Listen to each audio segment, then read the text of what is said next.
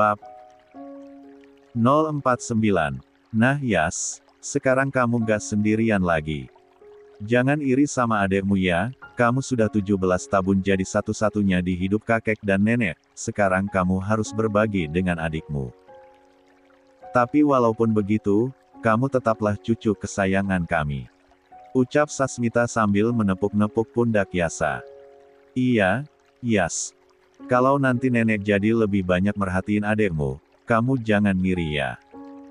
Farida menggoda Yasa. Masa iri sama anak bayi?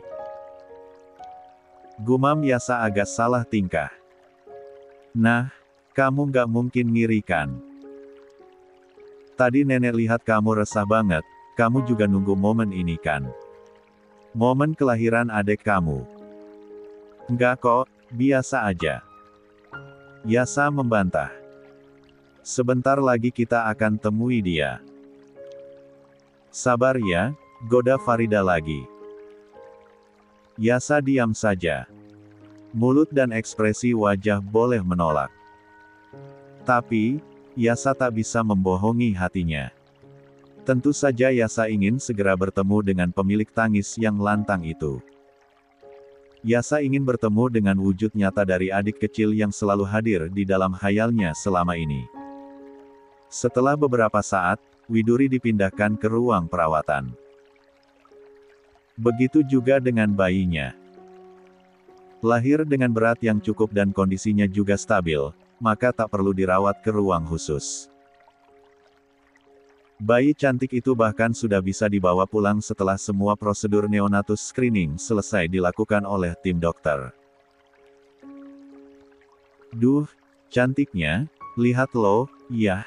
Cantik bener ya cucu kita, ucap Farida sambil menimang bayi yang lahir dengan berat 3,1 kg itu. Gelis pisan ya, Bu. Sasmita pun tak bisa menyembunyikan rasa sukacitanya. Pisan atuh, iya. Cucunya siapa dulu? Farida berkelakar.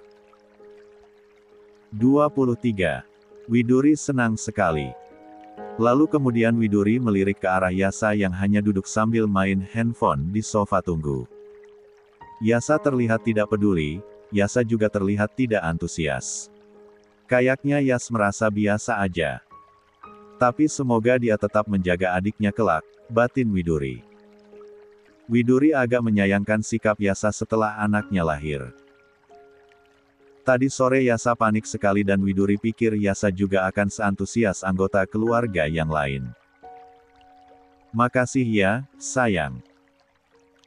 Kamu berjuang dengan susah payah, demi untuk memberikan kebahagiaan ini untuk kami, ucap Bian agak berbisik. Bian masih standby di dekat ranjang Widuri. Bian menikmati pemandangan indah ketika ayah dan ibunya sedang berbahagia. Iya, Mas. Memberikan kebahagiaan buat kalian adalah salah satu kewajibanku. Aku senang melihat kalian bersuka cita kayak gini. Widuri menukas dengan senyum khas miliknya. Rasa sakit dan getir yang mendera selama berjam-jam tadi tak berarti lagi.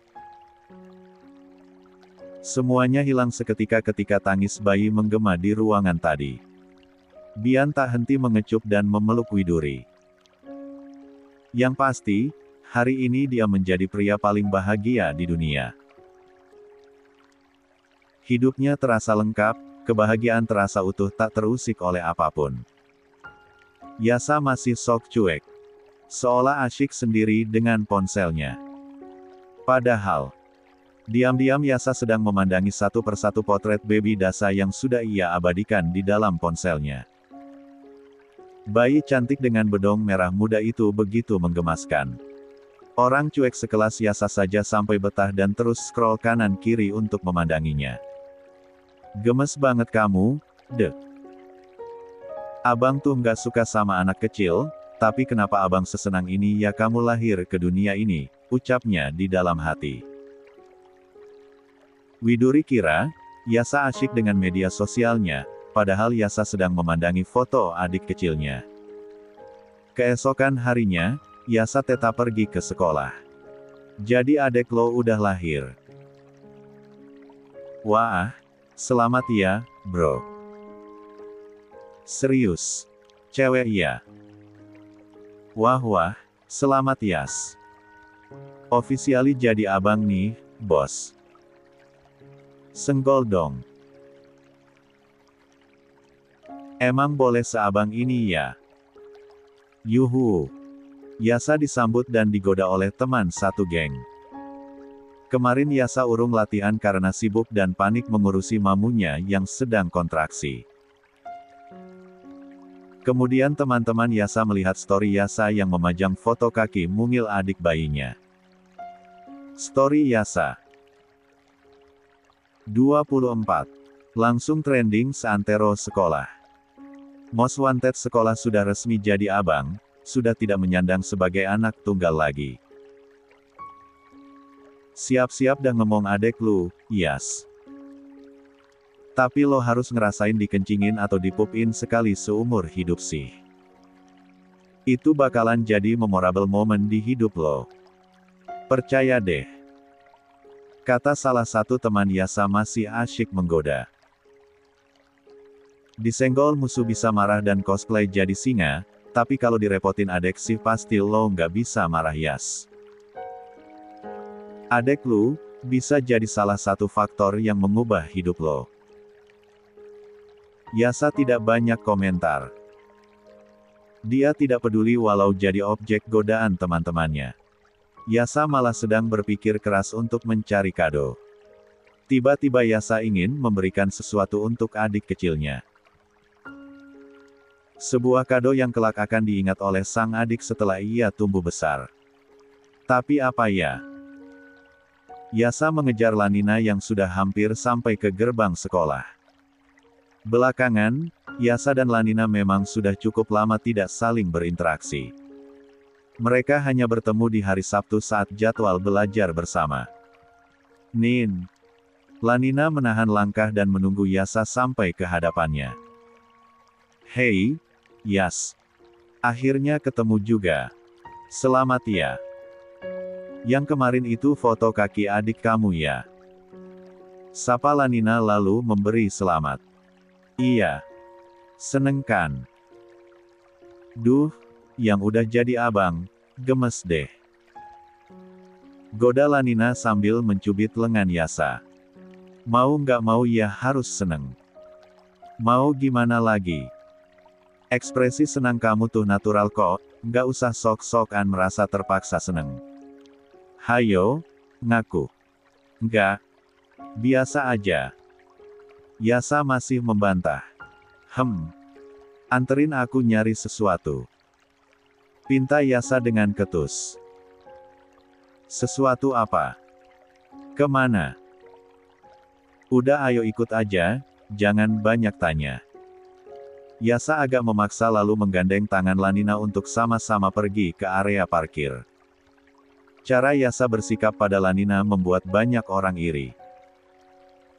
Orang-orang juga curiga kalau ada sesuatu yang spesial di antara keduanya. Belakangan, Lanina juga semakin baper setiap kali Yasa melakukan kontak dengannya. 25. Lanina tidak protes saat digandeng tangan oleh Yasa, dia hanya malu karena seketika jadi pusat perhatian para siswa lain. Please, Yas. Jangan terlalu bersikap manis.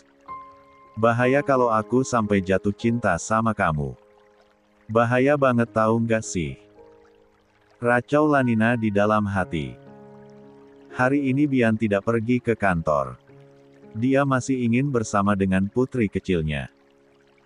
Farida juga setia menemani Widuri dan mengurus baby Dasa setiap kali menangis menagih ASI dan ganti popok. Sementara Sasmita pulang dulu untuk beristirahat di rumah Bian. Dasa Ranjana, sejak dulu ibu sama ayah memang suka ambil nama dari bahasa Sanskerta. Termasuk Biantara dan Yasa Janitra juga, sekarang anggota baru kita juga punya nama yang cantik berasal dari bahasa yang sama. Farida terus memandangi cucunya, baby Dasa, Dasa Ranjana. Jangan lupakan nama Widuri, bukankah itu nama yang cantik? Secantik pemiliknya, kata Bian. Ah iya, Widuri, Widuri itu bermakna permata, sangat mewakili kamu, yang cantik berkilauan seperti permata. Sanjung Farida sehingga membuat Widuri tersipu. Di saat mereka sedang asyik berbincang santai menikmati waktu. Tak lama ada tamu yang mengetuk pintu. Bian membukakan pintu dan yang datang adalah 26. Yasa dan Lanina masih di toko mainan yang menyediakan mainan bayi sampai mainan kegemaran para kolektor. Lanina mengekor pada Yasa menyusuri lorong-lorong rak yang menjadi surga para pemburu mainan dan kado. Walaupun Lanina hanya mengantar, tapi Lanina senang berada di sana. Sejak kecil, Lanina hampir tak pernah dibelikan mainan. Sejak kecil Lanina sudah berusaha sendiri untuk mendapatkan uang jajan. Kalau boneka si kayaknya udah banyak banget dibeliin sama papa dan mamu, nah aku bingung, aku kasih apa ya? Sumpah di sini banyak banget barang, tapi nggak semua aman buat dimainin sama anak bayi, kata Yasa masih saja kebingungan. Ya kali adek kamu langsung main, Yas.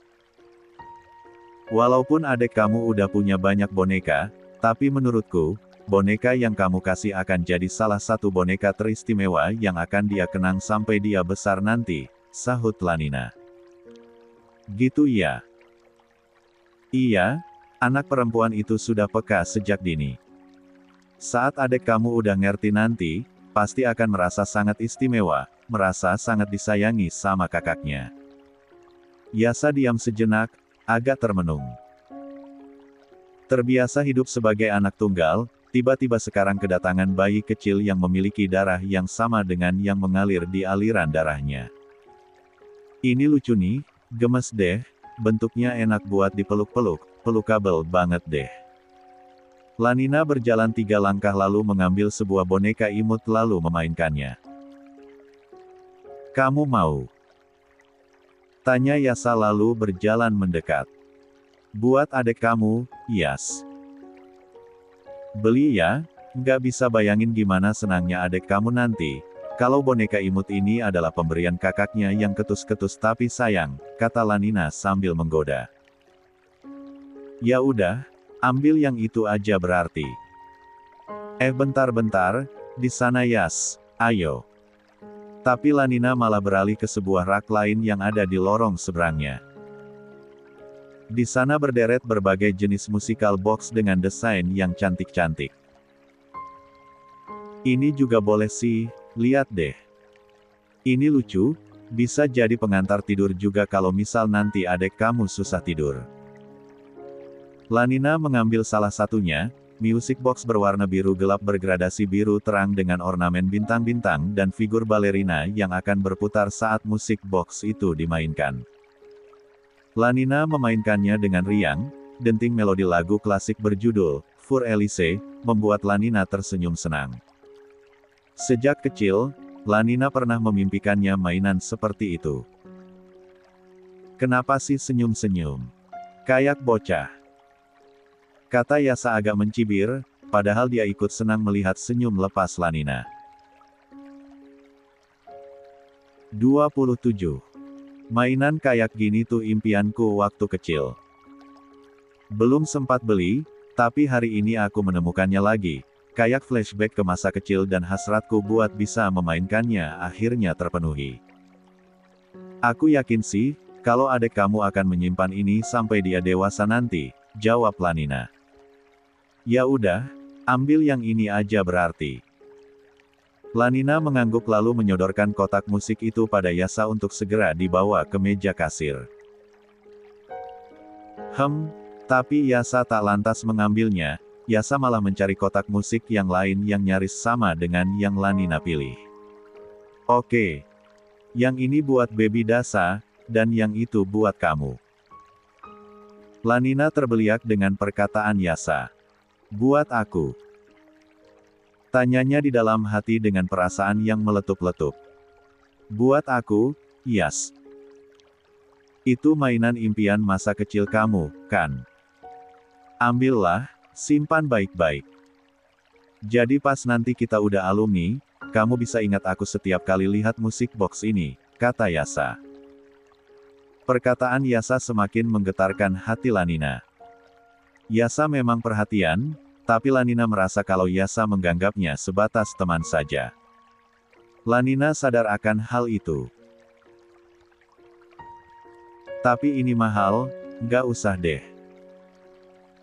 Nanti aku akan beli pas aku udah kerja, dan aku akan membelinya dengan gaji pertamaku, kata Lanina agak segan untuk menerima. Kamu kan tahu, kalau mahal, itu bukan masalah buatku. Uang jajanku nggak akan habis buat sekedar beli 2 music box ini. Udah ayo. Aku nggak sabar pengen balik ke rumah sakit. Kangen sama adek kamu ya? Siapa tadi namanya? Dasa Ranjana. Unceh, manis banget. Dasa Ranjana adeknya Yasa Janitra. Lanina terus menggoda Yasa. Tapi, music box ini. Buat kamu. Ini buat baby Dasa. Makasih banyak ya, Yas. Aku janji, kalau nanti aku udah kerja, orang pertama yang akan aku traktir adalah kamu. Oke. Aku tunggu traktirannya. Lanina baper lagi. Yasa memang tidak sadar kalau perlakuan dan sikapnya telah menenggelamkan Lanina dalam rasa suka yang semakin mendalam. Tapi Lanina tahu tempat dan tahu siapa dirinya. Lanina pun hanya berharap kalau kelak ia masih bisa menjalin pertemanan dengan Yasa. Kamu itu baik, Yas. Betapa beruntungnya perempuan yang kelak jadi jodoh kamu. Aku doain, semoga kamu menemukan perempuan terbaik yang akan melengkapi hidup kamu di masa depan kamu nanti, batin Lanina. 28. Penuh harap. Mereka pergi ke meja kasir untuk mengemas kado untuk si princess kecil, baby Dasa. Maafkan Tante, Widuri. Bukannya Tante nggak pernah nyari kamu, bahkan Tante juga nggak tahu kalau Randy menyiksamu setiap hari. Tante Lita yang datang. Dia menangis sambil mengoceh. Widuri tidak terlalu percaya dengan lirihannya, sebab Widuri sudah sangat mengenal watak sang tante. Farida dan Bian menyimak. Mereka kaget dengan kedatangan Lita. Lantas kemana saja Lita saat Widuri menghadapi hinaan dari keluarga Randy? Tapi kamu juga tega banget loh, Widuri. Kenapa kamu nggak kabari tante kalau kamu menikah lagi? Siapa yang mendampingi kamu di pernikahan kedua kamu? Widuri menghela nafas cukup panjang. Dia tak ingin berbelas kasih pada Lita, Widuri sudah cukup muak dengan Lita. Apa tante lupa? Apa waktu 1 tahun terlalu lama buat tante mengingat semuanya? Tanya Widuri dengan nada agak menyindir. Apa maksud kamu? Tante tahu aku bermasalah dengan Mas Randy, tante tahu aku mendapat perlakuan tidak baik, tante juga tahu kalau aku sudah bercerai. Saat aku pergi dari rumah Mas Randy, aku datang ke rumah tante untuk meminta hakku pada tante, tapi tante mengusirku waktu itu, kejadiannya baru 1 tahun, apa tante sudah benar-benar lupa? Ekspresi wajah Lita berubah. Dia jadi ketahuan kalau dia sedang berakting, mungkin Lita pikir, Widuri akan takut dan mengikuti alur drama yang sedang dia buat untuk menarik simpati Bian dan Farida. Bian dan Farida menyimak tanpa menginterupsi. Keduanya sedang mencoba menilai, apakah tantenya Widuri adalah tante yang benar-benar peduli. Atau datang dengan maksud untuk merecoki hidup Widuri lagi. Sialan si Widuri. Mentang-mentang udah hidup enak, tega-teganya dia membuatku terkesan buruk di hadapan suami sama mertuanya. Batin Lita begitu kesal. Terima kasih sudah mau datang, soal hak yang aku minta waktu itu, kalau tante berkenan, tolong serahkan saja ke panti asuhan atas nama almarhum ayah ibuku. Widuri menambahkan. Jelas terlihat kalau Widuri sedang kecewa. Tapi Widuri tetap berusaha untuk memperlakukan tantenya sebagai tamu. Bian mencurigai Lita. Bian merasa kalau Lita memang tante yang tidak baik. Aku pulang. Pintu terbuka, Yasa datang bersama Lanina. Keduanya masuk sejenak membuyarkan situasi tegang. Yasa dan 29. Lanina belum mengetahui kalau saat ini sedang ada tamu. Yas udah pulang. Bawa siapa nih? Sapa Farida menyambut Yasa dan Lanina. Lanina tersenyum ramah pada semua orang, tapi senyumnya pudar saat dia dan Lita menoleh lalu saling menatap di saat yang bersamaan. Tante Lita. Lanina sangat kaget melihat keberadaan Lita. Seolah Lanina sudah sangat mengenal sosok wanita paruh baya itu. 30. Setelah memperkenalkan diri pada Farida, Lanina rasanya ingin cepat-cepat pulang saja. Lanina sangat tidak nyaman walaupun keluarga Yasa begitu welcome padanya. Tapi tatap mata Lita yang terus mengawasi dirinya lah yang membuat gadis 17 tahun itu merasa sangat tidak betah di antara kehangatan keluarga Yasa. Yas, aku pulang ya. Nggak usah diantar, aku mau pakai angkot aja. Lanina berbisik pada Yasa. Baru juga 10 menit di sini, tukas Yasa sambil menoleh dan agak mengerut dahi ke arah Lanina. Sumpah, aku lupa kalau hari ini dagangan ibu banyak banget. Aku pulang aja ya. Yasa mencurigai sosok Lita. Yasa yakin sekali kalau alasan Lanina ingin segera pergi dari ruangan itu adalah karena keberadaan Lita. Yasa belum tahu kalau orang itu adalah Tante Lita yang ia ketahui sebagai mami di panti pijat yang pernah dibahas beberapa bulan lalu. Setelah pamit pada seluruh keluarga Yasa, Lanina segera pergi, meninggalkan ruangan dengan tergesa-gesa. Setelah sampai di luar ruangan, langkah Lanina semakin kencang. Aku harus cepat pergi. Aku nggak mau ketemu sama Tante Lita. Ucap Lanina dalam hati. Dia mempercepat langkah agar bisa menghindari Lita.